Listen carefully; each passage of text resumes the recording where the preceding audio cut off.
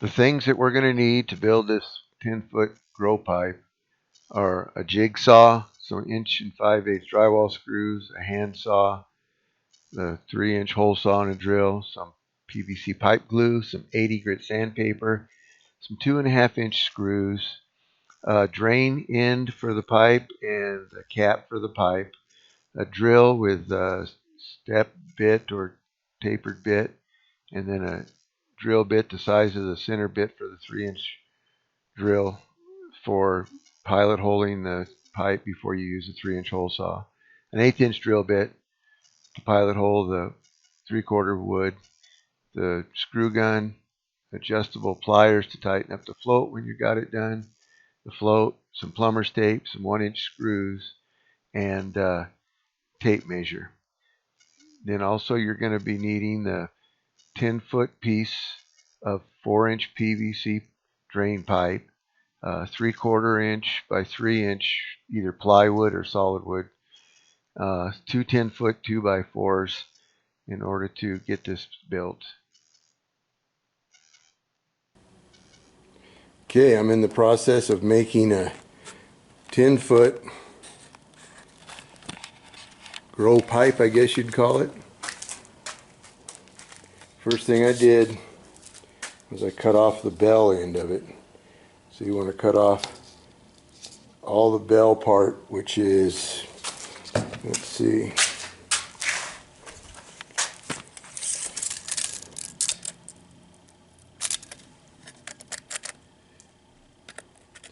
about 5 3/4 inches.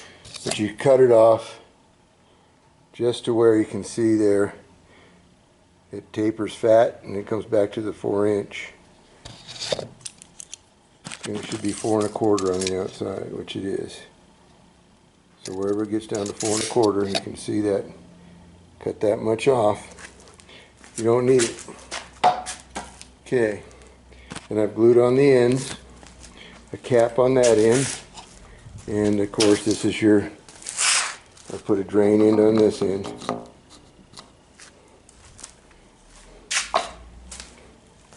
And the cap on this end.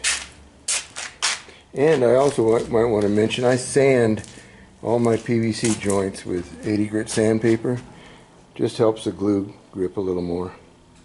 Okay, now then these are 3-inch by 3/4 plywood. You can use solid wood, whatever. But you're going to need these in order to make the full 4 inches height. So what I do is I lay those two down first. I'm actually going to use 2.5 of those to get the full length. And these are 10-foot 2x4s. And so what I do with those is I take them, set them on top of the 3/4 plywood, and I slide these right down to there. Same with the other side. And I slide that one right down to there. So what does that tell me? It tells me my length. And then down here, you can see I've got these marks. I cut those off right even with the 4-inch pipe. Or you could leave them longer, but they don't need to be. And then the whole point is if you can see how that's all straight across there. Let me go on the lighted side and see if you can see it any better. See that? Flush, flush, flush. So now you can, this is when you go to screw your cross pieces on. Screw your cross pieces on, everything's flat. And you want to clamp these tight together so that it's tight everywhere. Not real tight, just straight. That's all you got to do. So I'm going to cut these ends off, get my cross pieces, and I'll be back and show you what it looks like. Okay, these are my cross pieces. They're 16 inches long. There's 8 inches in from the end of the 2x4. This one's centered. 56 inches, and this one's 8 inches in. And I've pre-drilled the holes, and we'll screw those down and flip it over. Okay, got her flipped over, our feet screwed on. Then I've taken the 3/4 by 3 plywood, slid it over against the pipe, screwed it down to the 2x4s. 8-footers I had to splice in pieces on either side. Don't know what that was. Some bang. Anyway, then I put the plumber's tape on here to keep this from spinning in here when we're drilling our holes and making the hole for the float. So that's where we are now. There's one of the buckets on there. I'll figure out how far apart the holes are going to be and where they're going to be in a minute. Okay, this is the float end, and I've drilled the 2 3-inch holes. I've measured how far to go so that'll fit on there. And now I'm going to cut that out with the jigsaw.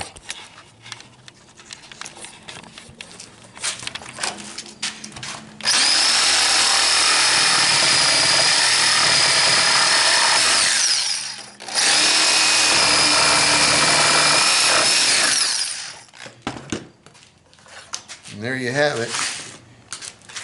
And that'll mount right in there. We'll do that here in just a minute. Okay, we got the float installed. I've drilled a hole so it's up as high as it can go without running into the top of the pipe. I'm not sure how far down that is. It's like, I'm going to say 3/4, 7/8 of an inch, maybe an inch, I don't know.